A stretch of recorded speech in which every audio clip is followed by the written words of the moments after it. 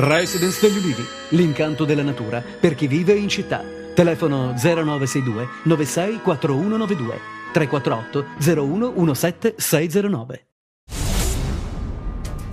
Un cittadino bulgaro è stato trovato senza vita su una strada del villaggio turistico Marina di Sibari nel comune di Cassano Ionio nel Cosentino. Secondo le prime notizie potrebbe trattarsi di un omicidio. In zona risiedono diversi cittadini stranieri. Sul posto sono intervenuti i carabinieri. Un ordigno è esploso la notte scorsa davanti all'ingresso del municipio di Ioppolo nel Vibonese. La deflagrazione ha provocato danni al portone e ha frantumato i vetri degli infissi dello stabile comunale che è attualmente in ristrutturazione. Sul luogo dell'esplosione i carabinieri della compagnia di Tropea che hanno avviato le indagini. Allarme bomba all'Unical di Cosenza. Stamani sono state fatte evacuare diverse aule dell'Università della Calabria dal cubo 28 al 30. Secondo le prime voci ci sarebbe una bomba nel cubo 29B di Scienze Politiche. Sul posto i carabinieri hanno fatto allontanare gli studenti alla ricerca dell'ordigno, che non è stato trovato. Probabilmente l'allarme è scattato in seguito a una telefonata per far saltare un concorso pubblico indetto dal comune di Rende che doveva svolgersi questa mattina nelle aule dell'Unical.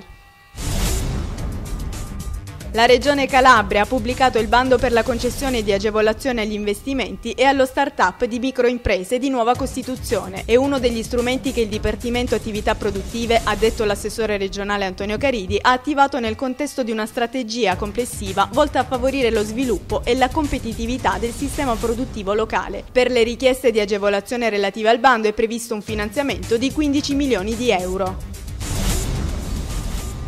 Ha avuto inizio ieri la 3 giorni della borsa turistica della Crotoniatide. La seconda edizione della BTK, organizzata dalla provincia di Crotone, ha preso il via a Cutro con il Paese degli Scacchi, prendendo spunto dalle gesta di Gio Leonardo Di Bona. La manifestazione proseguirà oggi e avrà il culmine nella giornata di domani, quando ci sarà l'incontro con i tour operator e la premiazione delle 3 eccellenze turistiche ed imprenditoriali, provinciali, regionali e nazionali. La Lega Navale di Crotone ha ricevuto ieri la visita del presidente nazionale della LNI, Marcello De Donno. Durante l'incontro l'ammiraglio ha elogiato l'attività svolta a Crotone di ente di pubblica utilità a 360 gradi, dall'educazione al rispetto del mare alla sensibilizzazione dei giovani, dalla sicurezza in mare allo sport. La struttura, una delle migliori in Italia, esiste in città dal 1933. Ad accompagnare De Donno c'era il delegato regionale della LNI, Antonio Nicoletta.